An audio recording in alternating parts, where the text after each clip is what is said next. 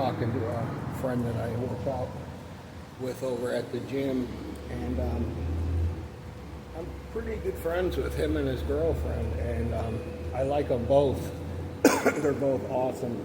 You know, like she's a cat person and he isn't, and they have a cat now.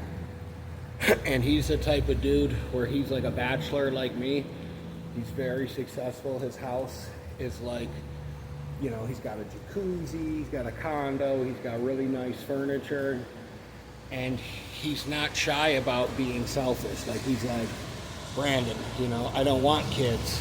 I like not having to do this. I can do this. I can, you know, I can go out. I can, you know, and, you know, fair enough. But they're very opposite in a lot of ways. She's a fucking homebody. She can stay home. She can stay home all weekend, go to the gym probably. You know, she's not a big shopaholic. She can stay home and do Netflix after being at work all week. He's like, I can't, man. I gotta go out. Even if it's to watch the football game, you know, and she's invited. She don't want to stay out at the bar for a couple hours and get chicken wings. She, after 2 hours, is ready to fucking bail. And I'm like, well, you know, what I see in couples a lot is opposites attract at first because of all the newness in the relationship and the sex and the lust and the fucking, you know, I mean, like the beginning phases of dating, you know what I mean? It's fucking raining. This guy's trying to get out here in the rain. The newness of dating. But after a while, even if they have the same, come on or I'll kick you in the ribs. Even if they have the same, like say a political or moral compass, if there's no like commonality at the end of the day where one isn't ready to be submissive to the weaker one, because there's always a weaker one, because the two strong ones don't ever really make it happen unless, you know, there's always compromise. And what I see is in relationships, people don't realize a relation is basically a fancy word for compromising with a member of the opposite sex who I feel like I can build a life with. So when people don't feel like they can build a life with somebody, they're basically like roommates at the end of the day. You know what I mean?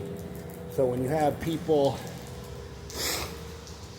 that start out, when you have people that, come here, you can relax for a minute.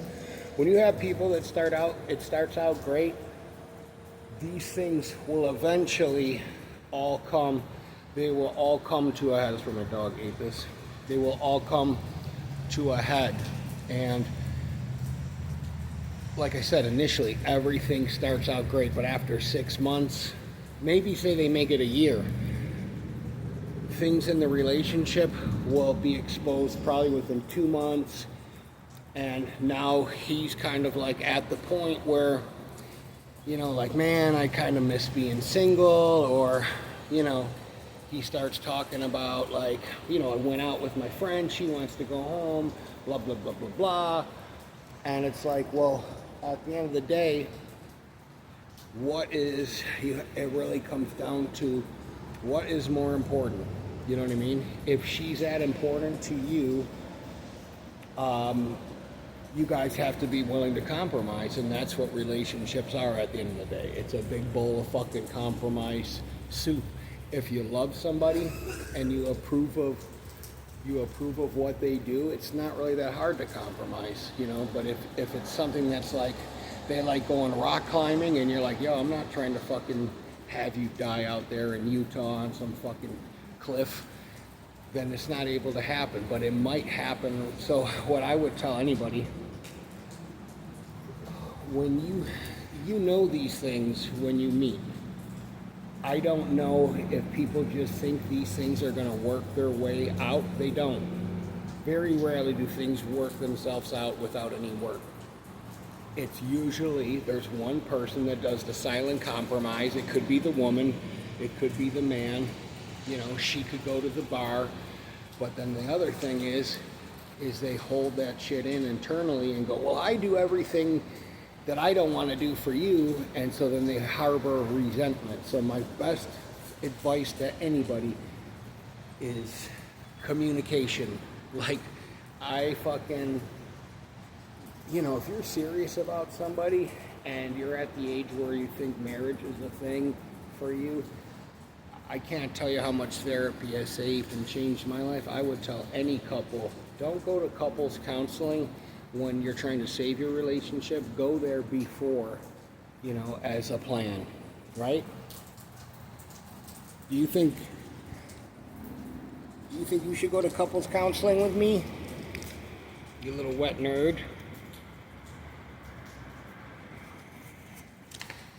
Opposites don't attract. That's a fucking Paula Abdul song. It doesn't work.